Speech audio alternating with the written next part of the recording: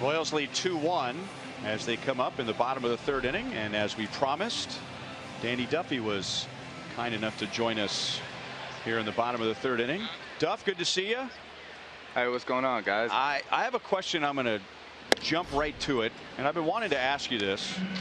And you know, when you went to the bullpen and pitched very well and came back into the starting rotation, and now with a record of 12-2, you know, all of us, and as I say us, members of the media broadcast team, we've talked about how much that trip to the bullpen has impacted you, but I don't know if anyone has asked you that question. I mean, are we assuming that that trip to the bullpen has to do with where you are right now, or how much of that was already growing and evolving, and you might have been that way anyway if you didn't go to the bullpen? You know, I think being out in the bullpen really did help a lot. I developed kind of a new mindset, and it really kind of makes you trust your fastball. Because you really have no other option when you're coming in and you're facing, you know, one guy or an inning in the third. You got to get the job done right away, and everything's got to be, you know, fed off that fastball command.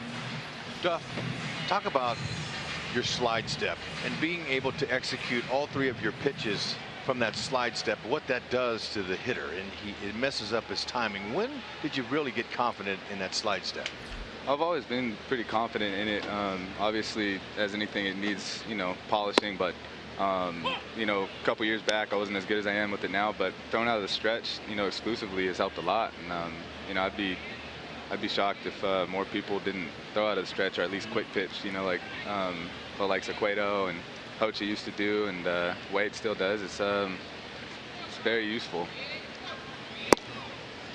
Dave Eiland told us, and you know, I guess it's a caution for any pitcher, that when you do something like that, as Hud said, you know, you have to throw all three of your pitches. And Dave's thought was, you know, if you speed up, you're going to speed the hitter up, and you can't be predictable. Did it come naturally for you to be able to throw all three of your pitches with that slide step, or did you have to work on one pitch more than the other? No, it didn't come naturally at first. I mean, Dave and I worked a lot in the bullpen, and you know, I mean, slide stepping alone on everything. And I mean, if you slide step on one pitch exclusively, then obviously they're going to know it's coming. So you know, that kind of eliminates the weapon that the slide step can be. So a lot of hard work, a lot of repetition, and sure enough, you know, here we are, and I feel pretty confident that I could locate anything, you know, anytime I want. When do you decide whether you're going to slide step or you're going to lift the leg up? I mean, is it a spur of the moment thing that you think, I'm going to do that right now, or is it shortly after the previous pitch? You know, just kind of, I think it's something where you just read the previous swing, and I mean, sometimes, you know, I'll come set and, you know, be really quick and not even really come set and then go, and that, I mean, I do that on all three pitches too, and you know, it's not like super premeditated, but it's, you know, it's definitely part of the game plan for certain hitters as well. I mean, if you got dudes that, you know, have a high leg kick and, you know, are trying to do one thing with the baseball, it's a good weapon to have. Danny, how about when it comes to toeing the slab, the rubber, do you push off of that rubber, or do you just use the rubber as a balance point? I've heard it, you know, both ways. We just showed a nice little shot of you going from your slide step with just your feet, and it looked like you weren't really pushing off of it. Yeah, I mean, I try to stay back as long as I can. I mean, Dave has worked with me on that, you know, since I was, you know, 22. And, yeah, I mean, he's a great baseball man. He knows what he's doing. And the dude definitely has helped me to learn to stay back. I mean, when I missed arm side up on seemingly every pitch back in the day, just like, stay back a tick longer, man. Stay back a tick longer. It's going to help. It's going to help you get that downward angle on every pitch. And, you know, downward angle, I mean, is so important. It keeps the ball out of the swing path for as long as possible.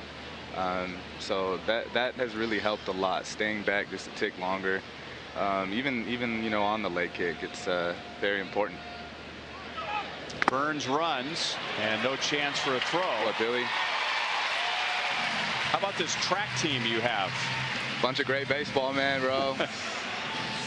bunch of real athletes, dude. It's fun to watch. We are spoiled to watch Terrence Gore, Gerard Dyson, Lorenzo Cain, Paulo. I mean, I could go on forever. These dudes are, unbelievably fast.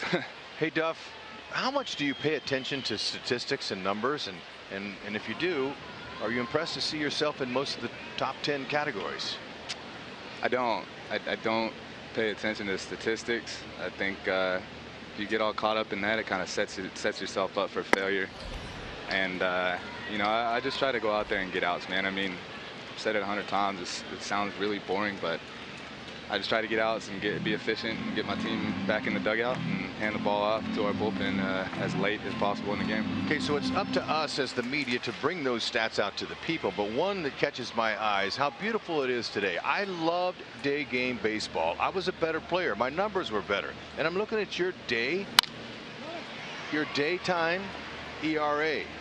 It's the best in the American League at 1.85. The next closest guy's a whole ERA away. So do you like day game baseball? I mean, I'll pitch whenever the ball is handed to me, man. But I do enjoy getting out here under the sun. It's a pretty cool environment, especially here at the K. I mean, the ball seems to carry a little bit more in day games as it does anywhere. But, I like it, man. It's fun. Here's Kendrys Morales with a runner at third, 2 down. And it's fouled away. I hesitate to ask this question with 2 outs. The inning could end at any moment. But, when we hear about Yordano Ventura, it's about him making adjustments in the middle of the game. And I wonder how much of your success this year is your ability to recognize what adjustment you need to make and make it quickly. I think it's more so pitch to pitch than a certain hitter, coming back up through the lineup. I mean, we obviously adjust our sequences, but you just read and react. I mean, you keep it simple. This game is a lot harder when you make it more difficult.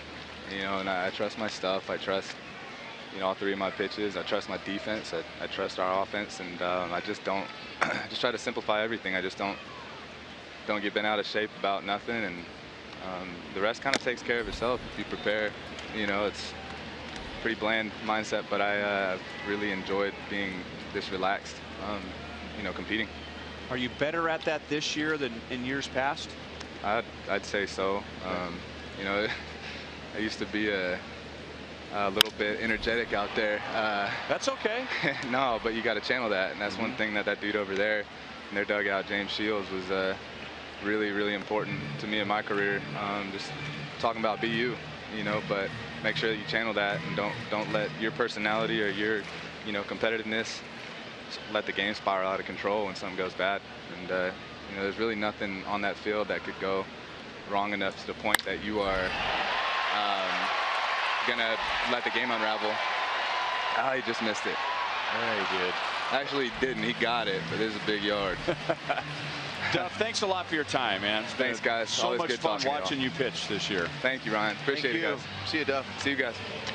Andy Duffy, 12-2 with his win yesterday. Royals lead 2-1 at the end of 3.